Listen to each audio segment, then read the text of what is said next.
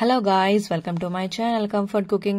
இன்னைக்கு நம்ம பார்க்க போறது சிம்பிளா பண்ணக்க ஒரு கருவேப்பிலை பொடி. வீட்ல இருக்கிற ingredients வச்சு செய்யற மாதிரி தான் சிம்பிளா இருக்கும். சோ அதுக்கு என்ன ingredients நம்ம பார்த்துக்கலாம். ஒரு கைப்பிடி நிறைய வேர்க்கடலை, ஒரு 3 டேபிள்ஸ்பூன் கடலைப்பருப்பு, ஒரு கைப்பிடி நிறைய பூண்டு, அதுக்கு அப்புறமா 4 டேபிள்ஸ்பூன் உளுத்தம் பருப்பு, 2 டீஸ்பூன் ஜீரகம், 3 வரமிளகாய், கொஞ்சம் நல்லெண்ணெய், கொஞ்சம் கடலெண்ணெய், 1 டீஸ்பூன் பெருங்காயம், கொஞ்சம் புளி, ஒரு பெரிய பவுல். அது நிறைய கொஞ்சம் நல்லா அமுத்தியா வச்சிருக்கேன். பாத்தீங்கன்னா தெரியும். அது ஃபுல்லா கருவேப்பிலை, நிறைய கருவேப்பிலை எடுத்திருக்கேன்.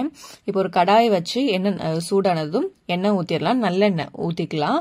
ஒரு 2 டேபிள் ஸ்பூன் ஊத்திக்கலாம். ஊத்திட்டு இந்த மாதிரி கருவேப்பிலை நல்லெண்ணெயில நல்லா டோஸ்ட் பண்ணி எடுக்க போறோம். சும்மா ஒரு ரஃபா ஒரு 2 நிமிஷத்துக்கு சும்மா அப்படி எல்லா இடத்துலயும் இந்த நல்லெண்ணெய் பட்டு கொஞ்சம் நல்லா ஃப்ரை ஆகுற மாதிரி இருந்த போதும். ரொம்ப டீப் ஃப்ரை எல்லாம் பண்ண வேணாம். ஒரு 2 நிமிஷத்துக்கு மீடியம் ஃபிளேம்ல வச்சு சும்மா எல்லா இடத்துலயும் நல்லெண்ணெய் படுற மாதிரி கொஞ்சம் அந்த கருவேப்பிலையோட அந்த கிறிஸ்பி தனமும் வர்றதுக்காக கொஞ்சம் சூடு பட்டு கொஞ்சம் நல்லா இருக்கிறதுக்காக அந்த மாதிரி நம்ம பண்ணிக்கிறோம். ஒரு 2 நிமிஷத்துக்கு இந்த மாதிரி பொறுமையா பண்ணுங்க. நான் கொஞ்சம் கருவேப்பிலை கொஞ்சம் நிறையவே எடுத்தனால கடாய் எனக்கு பத்தல, ஸோ நான் அதனால பொறுமையா பண்றேன். நீங்கள் இந்த மாதிரி நல்லா பொறுமையா கருவேப்பிலை எல்லா இடத்துலயும் வர்ற மாதிரி பொறுமையா நல்லா கிளறிக்கோங்க. இப்ப பாத்தீங்கன்னா கருவேப்பிலை கொஞ்சம் நல்லாவே எல்லா இடத்துலயும் நல்லா வறுபட்டு வருது. இப்போ பாத்தீங்கன்னா நல்லாவே தெரியும். ஓகேவா? இந்த மாதிரி நல்லா ஸ்லோவா மீடியம் ஃபிளேம்ல வச்சு எடுத்துட்டீங்கன்னா அதுக்கப்புறமா அது ஒரு பவுல நம்ம டிரான்ஸ்ஃபர் பண்ணிடலாம். கொஞ்சம் கொஞ்சமா எடுத்து பவுல டிரான்ஸ்ஃபர் பண்ணிக்கோங்க. பவுல டிரான்ஸ்ஃபர் பண்ணதுக்கு அப்புறமா திருப்பி நம்ம அதே கடாயில யூஸ் பண்ணிக்கலாம். அதே கடாயில என்ன பண்ண போறோம்னா ஒரு 3 டேபிள் ஸ்பூன் கடலெண்ணெய் ஊத்திட்டு அதுக்கப்புறமா நம்ம பூண்டு ஒரு கைப்பிடி நிறைய வச்சிருந்தோம்ல அதை நல்லா ஃப்ரை பண்ணிக்கலாம். ஒரு கோல்டன் கலர் வர இந்த மாதிரி நல்லா ஃப்ரை பண்ணி எடுத்துக்கலாம். எடுத்து ஒரு பாத்திரத்துல ஓட்டை இருக்கிற ஒரு பாத்திரத்துல எடுத்து வச்சிடலாம். ஓகேவா? அடியில ஒரு பிளேட் வச்சுக்கோங்க. மேபி எண்ணெய் இருக்காது, ஸ்டில் நம்ம வடிகட்டி தான் எடுக்கிறோம். ஸ்டில் ஒரு தட்டு வச்சு இந்த மாதிரி வச்சுக்கோங்க சைட்ல. அதுக்கப்புறமா நம்ம 4 டேபிள் ஸ்பூன் கடலைப்பருப்பு, 3 டேபிள் ஸ்பூன் உளுத்தம் பருப்பு எல்லாத்தையும் போட்டு நல்லா வறுத்துக்கோங்க. ஓகேவா? நல்ல மீடியம் ஃபிளேம்லயே வச்சு ஒரு 2 நிமிஷத்துக்கு நல்லா அதோட பொன்னிறம் வர நல்லா வறுத்துக்கோங்க.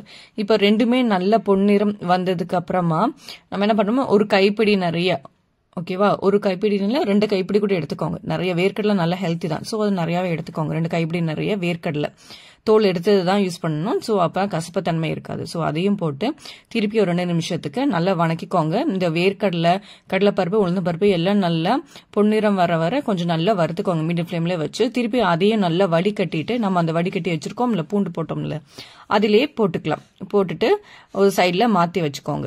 ஓகேவா? மாத்தி வச்சு அதே எண்ணெயில 2 டீஸ்பூன் ஜீரகம் எடுத்திருந்தோம்ல அது, அதுக்கப்புறமா என்னோட மிளகா சொல்லியிருப்பேன், காரம் ரொம்ப ஜாஸ்தி வர மிளகா. சோ பாப்பா இருக்கிறதுனால காரம் கொஞ்சம் ஜாஸ்தியா சாப்பிட மாட்டோம். அதனால 3 தான் ஆட் பண்ணிருக்கேன். உங்களுக்கு எவ்வளவு வேணுமோ நீங்க ஆட் பண்ணிக்கோங்க. அதையும் போட்டு கொஞ்சம் நல்லா 2 நிமிஷத்துக்கு வறுத்ததுக்கு அப்புறமா ஒரு புளி சைஸ், லெமன் சைஸுக்கு புளி, அதுக்கப்புறமா 1 டீஸ்பூன் பெருங்காயத்தூள் எல்லாத்தையும் போட்டு அதுக்கப்புறமா நல்லா வறுத்துக்கோங்க. ஓகேவா? இது ஒரு 2 நிமிஷத்துக்கு நல்லா மீடியம் ஃபிளேம்ல வச்சு இந்த மாதிரி நல்லா வறுத்துக்கு அப்புறமா நம்ம முன்னாடியே வறுத்து வச்சிருந்த கடலைப்பருப்பு, உளுந்தம் பருப்பு, அதுக்கப்புறமா பூண்டு எல்லாத்தையும் போட்டு நல்லா கிளறிட்டு அதுக்கப்புறமா நம்ம இந்த கருவேப்பிலை போட்டிருந்தோம்ல அதையும் போட்டு திருப்பி எல்லாமே பொறுமையா போட்டுக்கோங்க. கடாய் ஆல்ரெடி கொஞ்சம் சின்னதா தான் இருக்கு எனக்கு. இப்போ எல்லாமே போட்டதும் சோ ஸ்டில் பொறுமையா நல்ல எல்லா இடத்துலயும் இந்த நம்ம வறுத்து வச்சிருந்தது அடுப்பு ஆஃப் பண்ணிட்டு எல்லாத்தையும் நல்லா வறுத்துக்கோங்க. ஓகேவா? இது கருவேப்பிலை போட்டதுமே அடுப்பு ஆஃப் பண்ணிருங்க. அந்த சூட்டிலே எல்லாத்தையும் நல்லா எல்லா இடத்துலயும் வர்ற மாதிரி நல்லா டோஸ்ட் பண்ணி எடுத்துக்கோங்க. டோஸ்ட் பண்ணி எடுத்துட்டு நல்லா ஆற வச்சிருங்க. ஓகேவா?